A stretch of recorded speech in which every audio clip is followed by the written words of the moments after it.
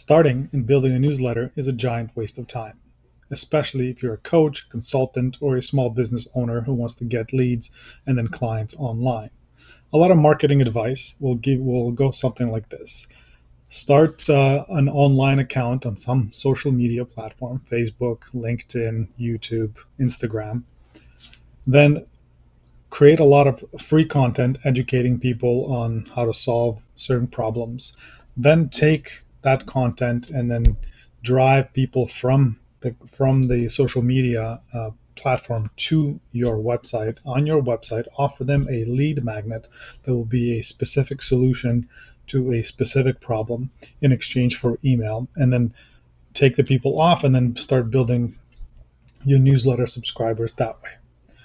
And if you notice, a lot of big creators, they all boast about having 50, 60,000, 100,000, 200,000 subscribers in their mailing list. And they will continue talking about it, how you should get the subscribers, how you should build out your list. And to some extent, it's true. You need to have a list. You need to have a list of leads that you can then turn into customers. But you don't need to have a list and then make them into a newsletter subscribers. One of the reasons why this doesn't really work is because when you have a newsletter, you have to write content that's kind of generic, that goes across the board, that will be satisfactory to a broad range, a broad audience. If you want people on your list to read your content, you will have to make your content super broad, super generic. So talking about things like productivity, leadership advice, workplace issues, and things like that, or sort of hacks and things like that. When you have a newsletter that just talks about productivity and how to get better in self-improvement and all those things, you don't really have customers, you don't really have leads, you just have maybe casual readers of your newsletter. The reason why you want to have a lot of people in your newsletter is because the only way to make money off of your newsletter is to have a lot of subscribers, so then you can put advertisements into your newsletter.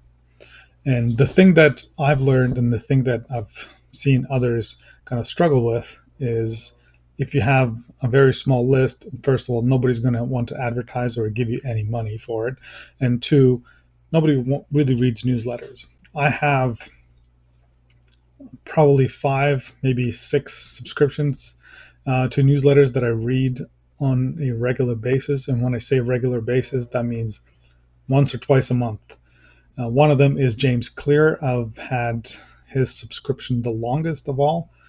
And it's about, he talks about habits, and he has a 3-2-1 newsletter: 3 things, 2 questions, or 1 question, 2 ideas, something like that.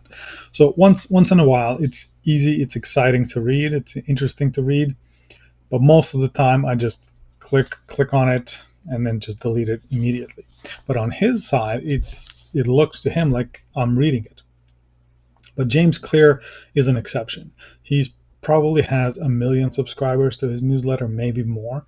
And the whole idea for him to have a newsletter is so that he can later on sell his books through the newsletter, or announce his books. For the majority of the people, especially if you're a coach, consultant, if you are an entrepreneur or a freelancer or just a founder, it's unrealistic for you to build out a huge list of subscribers, and especially if it's a list of just people who just want to read cool things about productivity hacks and some philosophical ideas. If you're a business owner and you want to make money, you want to have people on your list who will eventually become your clients, and these people are your leads.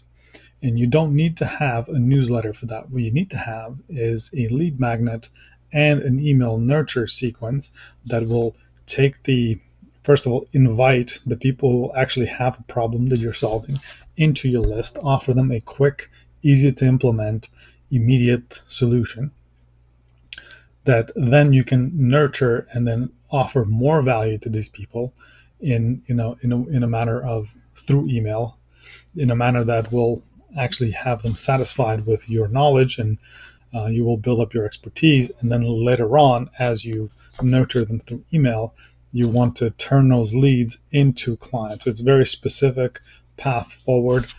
And the more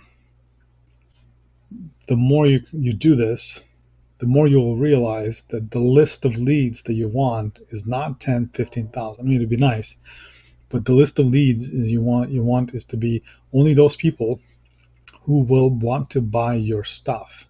You don't want anybody who won't want to buy your stuff in your list. And that list could be as small as 100 people. If you have 100 leads who have purchased or are in the same problem space that you're solving, and they want to, they will eventually buy your stuff. Those 100 people, if say 50 of them buy, is better than having 10,000 people who don't care, don't have the same problem, the problems that you're solving, and will never buy your stuff.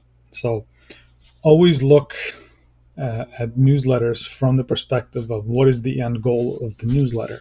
If it is to sell advertisements to a broad range of people, then yes, you can go and build newsletters that are 10, 15, 20, 50, and 100,000 more subscribers, and then you will have advertisers coming to you asking if they can advertise in your newsletter.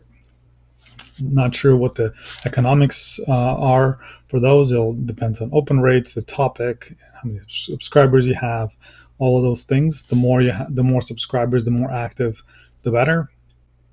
But in most cases, it's not going to help you run your business. Just an additional type of income. So the value of you going out there and trying to bring in just random people into your newsletter, the work that you need to put in doesn't pay out really in the end. It's better to focus on a very specific niche, a very specific problem, solve that, bring in only the people who have that problem, help them solve that problem, get paid.